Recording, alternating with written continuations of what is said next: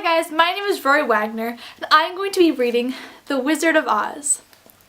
Chapter 1, The Cyclone. Dorothy was a little girl who lived with her Aunt Em and Uncle Henry on a farm on the wide open prairie in Kansas. Their home was a tiny one-room house just big enough for 2 beds, a rusty old stove, a kitchen table, and a few chairs. In the middle of the room was a trapdoor, and under that was a cellar, a safe place to hide if a cyclone came along. It was a hole dug into the ground, just big enough for the family to squeeze into. The house sat in the midst of the great prairie. Not a tree or house broke the broad sweep of flat land that reached to the edge of the sky in every direction. The sun had baked the plowed land into a gray mass with little cracks running through it. Even the grass was gray instead of green, for the sun had burned the long blades until they were the same color as the rest of the land. Dorothy was often lonely. Her Aunt Em and Uncle Henry loved her very much, but they didn't laugh or play because they worked so hard on the farm. Her only playmate was her dog, Toto.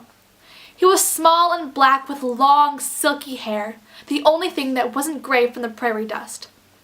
Toto made Dorothy laugh, and she loved him more than anything else in the whole world. One hot summer day, Dorothy was standing on the front porch with her Uncle Henry. She watched him look anxiously at the sky, which was even grayer and gloomier than usual. From the far north they could hear a low wail of the wind, and could see the long gray grass bowing like waves before an approaching storm. Then from the south came a sharp whistling in the air. They looked that way and saw even wilder ripples in the grass. Suddenly, Uncle Henry stood up.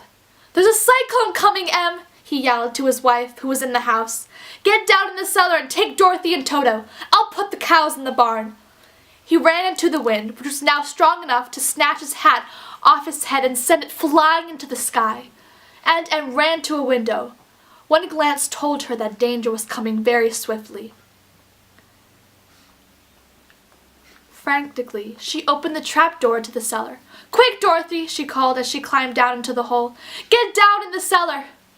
Dorothy was frightened and did as she told. Just as she got to the trapdoor, though, Toto jumped out of her arms and ran to hide beneath her bed. "Toto, come back!" she called, running after the dog. She got down on her hands and knees and reached for him. She had just gotten a hold of him and started to stand up when there came a great shriek from the wind. The house shook so hard that she lost her footing and was thrown to the floor. Then a strange thing happened. The house shook and shook until it was lifted from its foundation. It whirled around 2 or 3 times and rose slowly through the air. Dorothy felt as if she were going up in a hot air balloon. Fortunately, the house was in the exact center of the cyclone, where the air is very calm. Nothing flew into the house, but the winds around it were so strong that they made the house climb higher and higher into the gray, stormy sky. It was very dark, and the wind howled horribly, but Dorothy found that she was riding it quite easily. Toto, however, was frightened. He ran around barking loudly and almost fell through the open trapdoor, so Dorothy crawled over and slammed it shut. Hour after hour passed by, and slowly Dorothy got over her fright. She crawled across the swaying floor to her bed and lay down upon it. Toto jumped up to lie beside her. Despite the swaying of the house and the wailing of the wind, Dorothy closed her eyes and fell asleep.